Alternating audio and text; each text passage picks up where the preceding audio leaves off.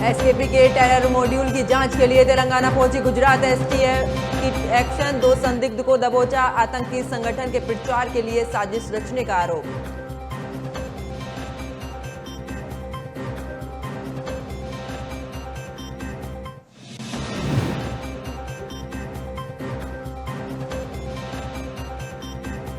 समान नागरिक संहिता को लेकर पीएम के बयान पर भड़के ओबीसी। कहा, भारत की विविधता को समस्या समझ रहे हैं प्रधानमंत्री। कांग्रेस ने लगाया चुनावों में ध्यान भटकाने का आरोप।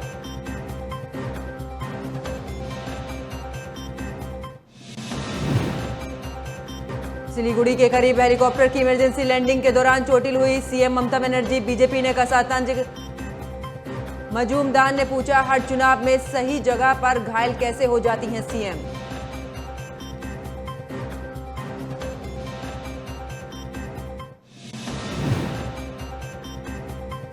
सीएम अरविंद केजरीवाल ने बुलाई बैठक। National capital civil service authority की दूसरी बैठक। अधिकारियों के ट्रांसफर पोस्टिंग पर होगी चर्चा।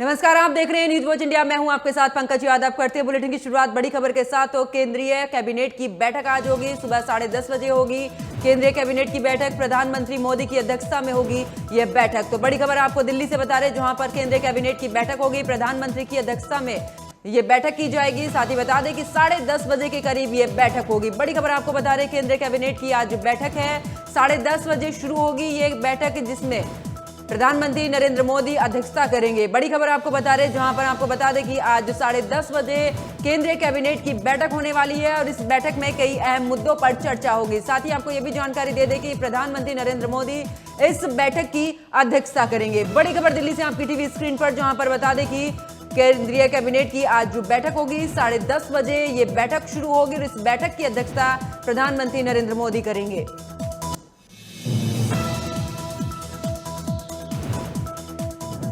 तो बड़ी खबर आपको बता रहे, जहां पर केंद्रीय कैबिनेट की बैठक होगी, सुबह 10:30 बजे होगी ये बैठक, जिसमें प्रधानमंत्री मोदी की अध्यक्षता में ये बैठक होगी। कई अहम मुद्दों पर इस बैठक में चर्चा की जाएगी। तो बड़ी खबर आपको बता रहे, केंद्रीय कैबिनेट की आज बैठक होनी है।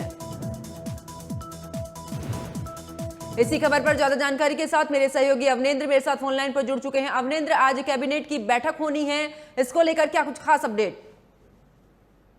बिल्कुल, देखिए आपको बता दें, लगातार जिस तरीके से जो सियासत की बात की जाए तो लगातार गर्माती नजर आ रही, लेकर जो है कैबिनेट में आज बैठक है और बैठक में तमाम बड़े नेता भी मौजूद रहेंगे। साफ तौर से आप देखने वाली बात होगी कि किस तरीके की इस बैठक में जो है जानकारी निकल कर आती है और क्या कुछ आगे की जो है रणनीति कैसी तय की जाती है। जी, कौन कौन से अहम मुद्दों पर ये बैठक होगी?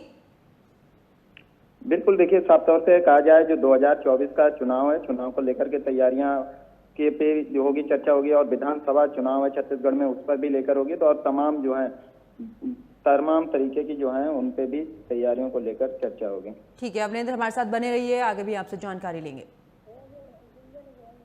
चलिए खबरों में आगे बात करते हैं, जहां पर आने वाले लोकसभा चुनाव से पहले समान नागरिक संहिता को लेकर बहस तेज हो गई है। तमाम बीजेपी नेताओं के बाद अब खुद प्रधानमंत्री नरेंद्र मोदी ने यूनिफॉर्म सिविल कोड की वकालत की है। इसी बीच all India Muslim personal law board ने भी इस मुद्दे पर चर्चा के लिए एक बैठक बुलाई है। करीब 3 घंटे तक चली इस बैठक में यूनिफॉर्म सिविल कोड के कानूनी पहलुओं पर चर्चा की गई। इस बैठक में बोर्ड से जुड़े तमाम वकील मौजूद थे। All India Muslim personal law board ने इस बैठक में फैसला लिया है कि यूनिफॉर्म सिविल कोड को लेकर एक ड्राफ्ट तैयार किया जाएगा।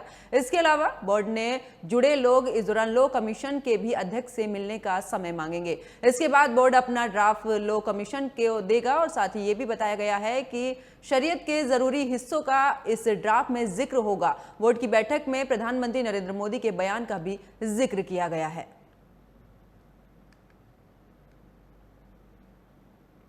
चलिए रुक करते एक और बड़ी खबर का। दिल्ली से बड़ी खबर सामने आ रही, जहां पर सीएम अरविंद केजरीवाल ने बुलाई है बैठक। बड़ी खबर आपको बता रहे, national capital civil service authority की ये दूसरी बैठक है। अधिकारियों के ट्रांसफर पोस्टिंग पर होगी चर्चा। बड़ी खबर आपको बता रहे दिल्ली से, जहां पर आपको बता दें कि मुख्यमंत्री अरविंद केजरीवाल ने बड़ी बैठक बुलाई है। साथ ही आपको बता दें कि अधिकारियों के ट्रांसफर पोस्टिंग को लेकर यह बैठक बुलाई गई है। दिल्ली से बड़ी खबर, जहां पर नेशनल कैपिटल सर्विस अथॉरिटी की यह दूसरी बैठक होगी। इस दौरान अधिकारियों के ट्रांसफर पोस्टिंग को लेकर भी इसमें चर्चा की जाएगी। आपको बता दें कि बड़ी खबर दिल्ली से बता रहे, जहां पर अध्यादेश को लेकर लगातार अरविंद केजरीवाल इसको लेकर बैठकें भी करते आए हैं और एक बार फिर से ये बैठक होगी जहां पर अधिकारियों के ट्रांसफर पोस्टिंग को लेकर चर्चा की जाएगी। दिल्ली से बड़ी खबर आपको बता रहे, जहां पर सीएम अरविंद केजरीवाल ने बैठक बुलाई है। नेशनल कैपिटल सर्विस अथॉरिटी की दूसरी बैठक होगी। अधिकारियों के ट्रांसफर पोस्टिंग पर भी चर्चा की जाएगी। बड़ी खबर आपको बता रहे। इसी खबर पर ज्यादा जानकारी के साथ मेरे सहयोगी अवनेंद्र मेरे साथ लगातार बने हुए हैं। अवनेंद्र, अरविंद केजरीवाल ने एक बार फिर से बैठक बुलाई है, एक बार फिर से वही ट्रांसफर और पोस्टिंग को लेकर चर्चा करेंगे। इसको लेकर क्या कुछ खास अपडेट? जी बिल्कुल, देखिए आपको बता दें, दिल्ली के मुख्यमंत्री अरविंद केजरीवाल, अगर बात की जाए तो दिल्ली के अध्यादेशों के खिलाफ लगातार अपनी आवाज उठाते आ रहे हैं। चाहे बात की जाए, पहले उन्होंने रामलीला मैदान में एक बड़ी रैली की, जिसमें दिल्ली की जनता से कहा जाए अनुरोध किया था कि भारी संख्या में पहुंचे और लगभग 1 लाख लोगों की उन्होंने घोषणा की थी। साफ तौर से कहा था कि जो दिल्ली वासी हैं वो अध्यादेशों के खिलाफ बोले और समर्थन हो। यहाँ तक कि उन्होंने विपक्षी नेताओं से भी मुलाकात की थी और समर्थन मांगा था। साफ तौर से लगातार उन्होंने केंद्र सरकार को भी घेरने की कोशिश की और आज जो है ये साले अध्यादेशों के खिलाफ दूसरी अरविंद केजरीवाल की ये बैठक होगी। और साफ तौर से लगातार अगर बात की जाए तो कुछ दिन पहले बिहार के सीएम नीतीश कुमार ने जो वहां पर एक मंच रखा था, साफ तौर से विपक्षी नेताओं को शामिल किया था। 17 विपक्षी नेता मिलकर 2024 के लोकसभा चुनाव और कहा जाए भारतीय जनता पार्टी को हराने की कोशिश कर रहे थे। जो बिन दूल्हा की बारात पहुंची थी, जिसको बाद में दूल्हा के तौर पर नीतीश कुमार को बनाया गया, वहां पर भी इसकी चर्चा की गई। बल्कि दिल्ली में ही नहीं, काला अध्यादेशों के खिलाफ दिल्ली के मुख्यमंत्री अरविंद केजरीवाल और भी प्रदेशों में आवाज उठाते नजर आ रहे हैं। जी बिल्कुल अमरिंदर, लेकिन इस दौरान अगर बात कांग्रेस की करें तो कांग्रेस कहीं ना कहीं दरकिनार होती नजर आ रही है अध्यादेश को लेकर। बिल्कुल, देखिए आपको बता दें, कांग्रेस पार्टी अगर बात की जाए तो छत्तीसगढ़ में चुनाव है, इसको लेकर कांग्रेस पार्टी अपनी अलग मंथन पे लगी है। साफ तौर से आज कांग्रेस भी अपनी एक बैठक कर रही है, जिसमें छत्तीसगढ़ के तमाम नेता मौजूद रहेंगे। 2023 में लोकसभा चुनाव है, तो कांग्रेस पार्टी कहा जाए अपना दामन साधने में दूसरी तरफ लगी हुई है। और जो उनके नेता है राहुल गांधी और मल्लिका खड़गे अर्जुन, राष्ट्रीय अध्यक्ष हैं, वो भी आज शामिल होकर दिल्ली में एक बड़ी बैठक करेंगे। लेकिन लगातार जो दिल्ली के सीएम है अरविंद केजरीवाल, वो विपक्षी नेताओं से लगातार गुहार लगा रहे हैं और साफ तौर से कह रहे हैं कि एकजुट हो जाओ, अगर कुछ करना है तो साफ तौर से कहा जाए भारतीय जनता पार्टी और केंद्र सरकार को घेरने की कोशिश करते हैं। बिल्कुल अवनिंद, लेकिन जिस तरीके से बात अगर दिल्ली की करें, लगातार क्राइम की खबरें लगातार सामने आ रही, चाहे हत्या की हो या फिर इस दौरान मासूमों के साथ में कुछ दुष्कर्म करने की वारदातें हो, इस तरीके की खबरें सामने आ रही। उसको लेकर अरविंद केजरीवाल ने कई बार एलजी को पत्र लिखा और इस दौरान इस्तीफे तक की मांग की है। तो क्या इन सब को लेकर अब आम आदमी पार्टी एक नई रणनीति बनाने की तैयारी में है? बिल्कुल, देखिए आपको बता दें, जो दिल्ली के मुख्यमंत्री अरविंद केजरीवाल हैं, उन्होंने शुरू से ही कहा है कि वो कट्टर ईमानदार हैं। साफ तौर से बात की जाए तो उनकी जो हवेली है, अभी तक 47 करोड़ रुपए के लगातार 30 महल बनवाया और उसके बाद जब जनता की बात आती है तो लगातार वो दूसरी ताजा केंद्र सरकार को घेरने की कोशिश करते हैं। और एलजी के अभी तक कुछ दिन पहले उन्होंने साफ तौर से जो दिल्ली की जनता है उससे वादा किया था कि उनकी एमसीडी में सरकार नहीं है, ना ही उनके पार्षद हैं, लेकिन दिल्ली की जनता ने चुना। लगभग 1 साल होने जा रहा है, किसी तरीके का कार्य जमीनी स्तर पर नहीं दिखाई दे रहा। और बात की जाए चाहे वो भारतीय जनता पार्टी हो, तो दिल्ली में दोनों एक दूसरे पर आरोप प्रत्यारोप लगाते नजर आते हैं। लेकिन जो दिल्ली की जनता है वो कहीं कहीं त्रस्त होती नजर आ रही है। और दिल्ली के क्राइम की बात करते हैं तो लगातार आप आए दिन देखते हैं, चाहे वो साक्षी हत्याकांड हो या और तमाम ऐसे हत्याकांड हैं जो आए दिन होते रहते हैं। तमाम तरीके की दिल्ली पुलिस पर भी कार्यशैली पर सवाल उठते हैं। अब आने वाले समय में देखना होगा किस तरीके से सरकारें जो है वो काम करती हैं और किस तरीके से दिल्ली में हत्या रोकी जाए, जबकि शुरू से ही दिल्ली दिल वालों की कही जाती थी, अब कहीं कहीं दिल्ली खूनी होती नजर आ रही है। चलिए, बहुत बहुत शुक्रिया अवनिंदर इस खबर पर जुड़ने के लिए, विस्तार पूर्वक जानकारी देने के लिए। खबरों में आगे बात करते हैं, जहां पर भारत मौसम विज्ञान विभाग ने मानसून के कारण हो रही बारिश को देखते हुए देश के कई हिस्सों के लिए ऑरेंज और येलो अलर्ट जारी किया है। आईएमडी वैज्ञानिक सोमा सेन ने कहा है कि मानसून वर्तमान में सक्रिय है और पिछले 4 से 5 दिनों में तेजी से आगे बढ़ा है। उत्तर पश्चिम भारत की अगर बात करें तो कुछ हिस्सों को छोड़कर मानसून ने लगभग पूरे देश को प्रभावित किया है। पूरे गुजरात, दक्षिण पूर्वी राजस्थान को मानसून ने कवर कर लिया है। अगले 2 दिनों में उम्मीद है कि दक्षिण पंजाब, हरियाणा और राजस्थान के शेष हिस्सों में भी कवर हो जाएगा।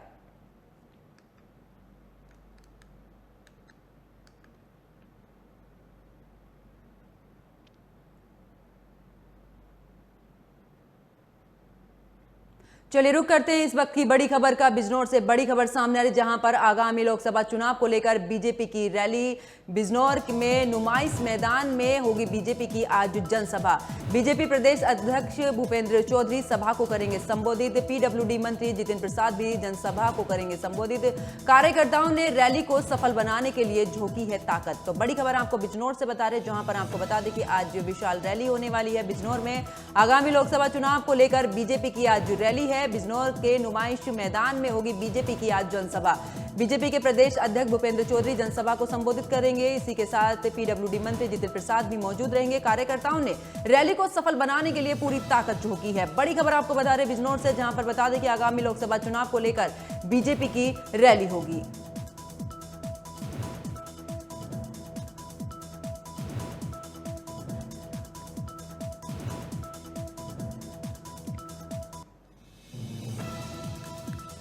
तो बड़ी खबर बिजनौर से आपको बता रहे, जहां पर आगामी लोकसभा चुनाव को लेकर बीजेपी की रैली है। बिजनौर के नुमाइश मैदान में होगी बीजेपी की ये रैली, जहां पर भूपेंद्र चौधरी जनसभा को संबोधित करेंगे। इसी के साथ आपको बता दें कि कार्यकर्ताओं ने रैली को सफल बनाने के लिए पूरी ताकत झोंकी है।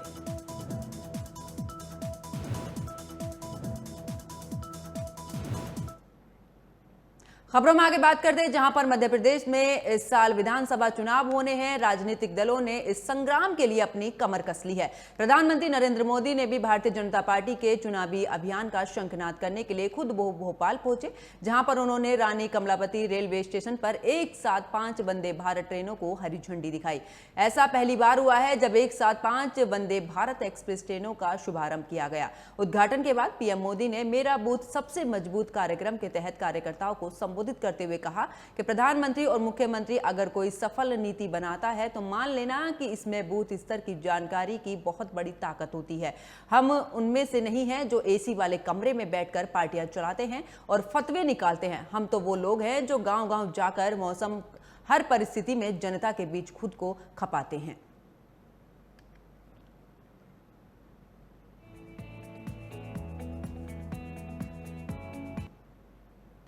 झारखंड, बिहार, कर्नाटका, गोवा और महाराष्ट्र की जनता को इस आधुनिक वंदे भारत ट्रेन की कनेक्टिविटी के लिए बहुत बहुत बधाई देता हूं।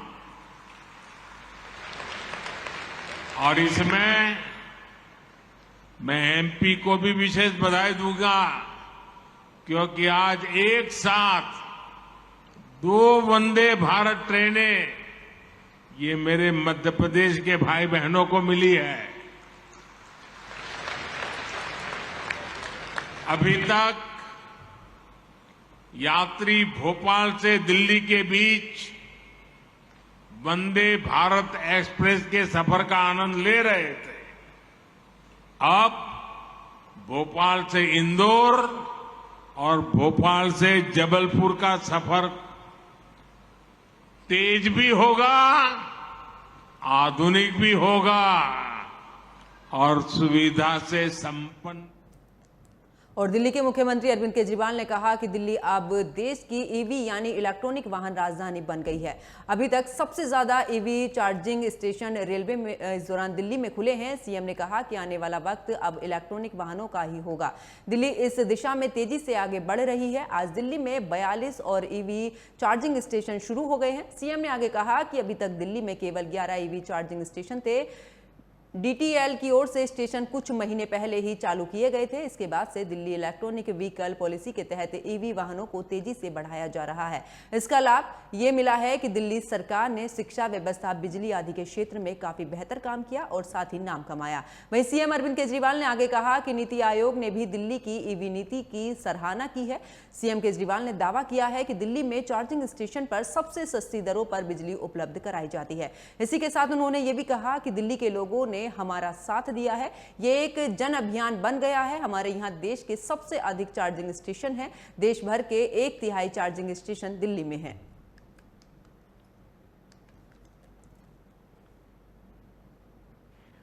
ये पॉलिसी देश में बेस्ट कैसी है? सबसे ज़्यादा चार्जिंग स्टेशन आपके दिल्ली में है, सबसे ज़्यादा पूरे देश भर में। पूरे देश में जितने चार्जिंग स्टेशन हैं उसमें से 1/3 चार्जिंग स्टेशन दिल्ली में है।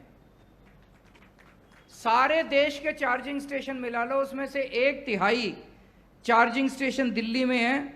दिल्ली में 4,646 चार्जिंग पॉइंट हैं, 250 बैटरी स्वैपिंग स्टेशंस हैं। इसमें RWAs ने, प्राइवेट लोगों ने, प्राइवेट इंडिविजुअल्स ने, बिजनेसमैन ने, DTL ने, सरकार ने, सब लोगों ने हिस्सा लिया। RWAs ने अपने चार्जिंग स्टेशन बना रखे हैं, बहुत सारे बिजनेसमैन ने चार्जिंग स्टेशन बनाए हैं, प्राइवेट इंडिविजुअल्स। और ये PPP मॉडल जो ट्रांसपोर्ट डिपार्टमेंट, पावर डिपार्टमेंट और दिल्ली डायलॉग कमीशन ने मिलकर ये जो PPP मॉडल तैयार किया है, ये मॉडल अपने आप में एक बहुत।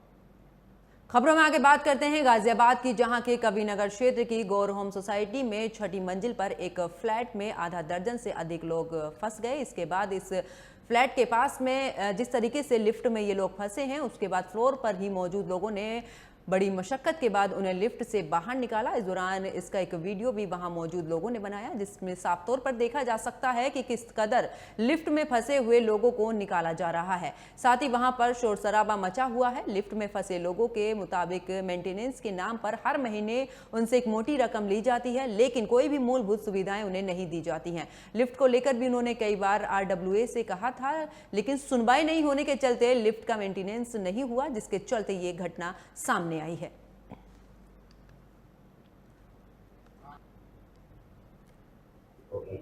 भैया अगर बात करें लिफ्ट फंस गई थी आपकी, इस तरीके से आपने सोसाइटी में 5th फ्लोर पे 8 से 10 लोग थे, जिसमें महिलाएं, बच्चे थे, और वो लिफ्ट में फंस गए थे। और कुछ लोग जो उसी फ्लोर पे लिफ्ट का वेट कर रहे थे, जब काफ़ी देर तक शोर शराबा होता रहा तो उन्होंने 20 तारीख को तो कंडोलेंस के लिए कुछ लोग, कंडोलेंस के लिए मेरे कुछ गेस्ट आए थे वहाँ, यहाँ पर हमारे घर पर। तो वो लोग जाने लगे, तो जाते जाते उन्होंने देखा कि गार्ड भागता हुआ आया है। तो उन्होंने कहा क्या हुआ भैया, तो गार्ड ने कुछ नहीं। उधर सहारनपुर में भारतीय किसान यूनियन के बैनर तले किसानों ने जिलाधिकारी कार्यालय पर धरना दिया। किसानों का कहना है कि रेलवे ने जो जमीन अधिग्रहित की कर उसका उचित जो मूल्य है वो नहीं मिला है, जिसको लेकर कई बार ज्ञापन भी वो उनकी तरफ से दिया जा चुका है, लेकिन इस ओर कोई भी ध्यान नहीं दिया। इसके अलावा किसानों ने गन्ना मूल्य के बकाया भुगतान को लेकर भी आवाज उठाई है। सब दल अपनी जगह ठीक काम कर रहा है। सरकार से लड़ाई लड़ने के लिए अपनी तैयारी की जा रही, और गन्ना, बिजली, ये अधिग्रहण में जो भूमि असमान मुआवजा दिया जा रहा, उन सब की समीक्षा करके लंबी लड़ाई लड़ने की तैयारी में भारतीय किसान का संगठन अपना समीक्षा कर रहा है। बहुत जोरदार बड़ी लड़ाई लड़ने की। खबर प्रयागराज के उग्रसेन के घोड़दौली गांव से है, जहां पर बीजेपी और साथ ही आपको बता दें कि इस दौरान JCB से अवैध खनन का मामला सामने आया। जानकारी के मुताबिक वहां पर अवैध खनन का काला कारोबार बस्तूर जारी है। वहीं आरोप यह भी है कि अवैध खनन को लेकर कई बार थाने में सूचना दी गई, लेकिन पुलिस की तरफ से इसे लेकर कोई भी कार्रवाई नहीं की जा रही।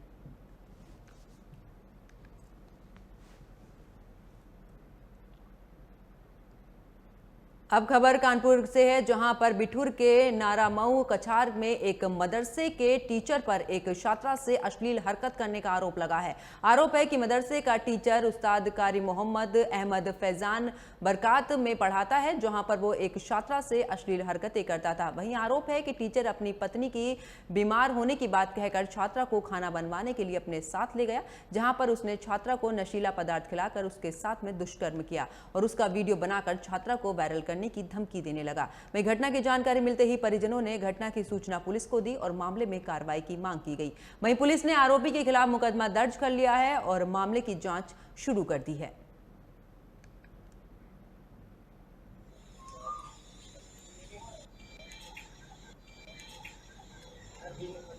26 जून 2023 को थाना बिठूर के नारामऊ क्षेत्र से संबंधित एक मामला सामने आया, जिसमें यह थाने पर सूचना प्राप्त हुई कि स्थानीय मदरसे के मौलवी, जिनका नाम मोहम्मद कारी उर्फ मोहम्मद अहमद है, के द्वारा इसी मदरसे में पढ़ने वाली एक पूर्व छात्रा जो इनकी पड़ोस में ही रहती थी का शारीरिक रूप से शोषण किया गया है। ऐसी ऐसी जानकारी उस छात्रा के परिजनों ने दी।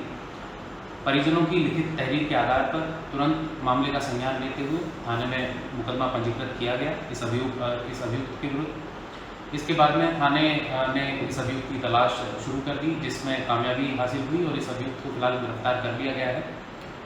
अभियुक्त से पूछताछ में अभियुक्त ने इस बात को स्वीकार।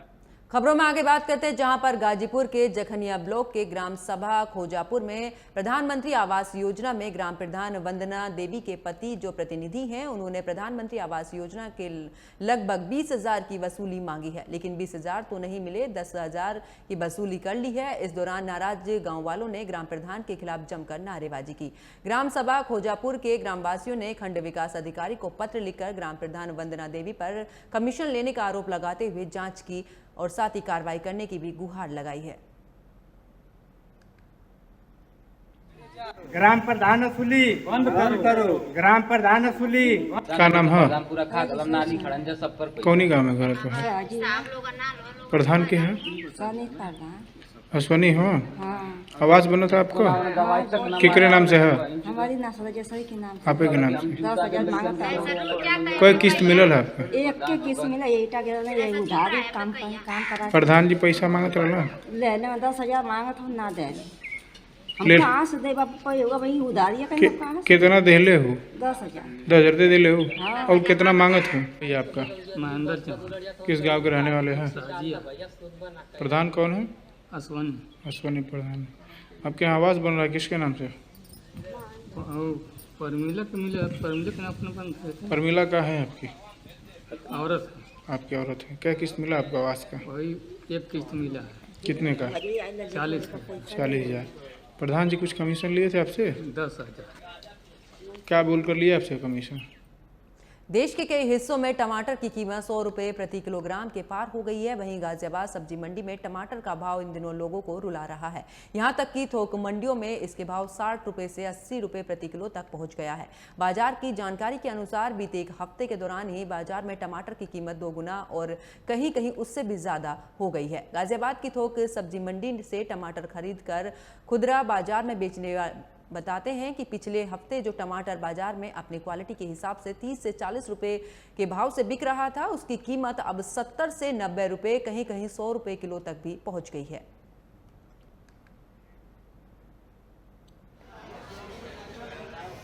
₹500 थोड़ी का बिक रहा है, 150 रुपये थोड़ी बिक रहा था, 350 रुपये थोड़ी का फर्क हुआ। तो क्या माल का महाराज? हाँ, 2200 रुपये की रेट आज की। ना ग्राहक इतने ही, इतना ही माल बिक रहा। और मेरे साथ फिलहाल खबरों में इतना ही। आप देखते रहिए न्यूज़ वॉच इंडिया। नमस्कार।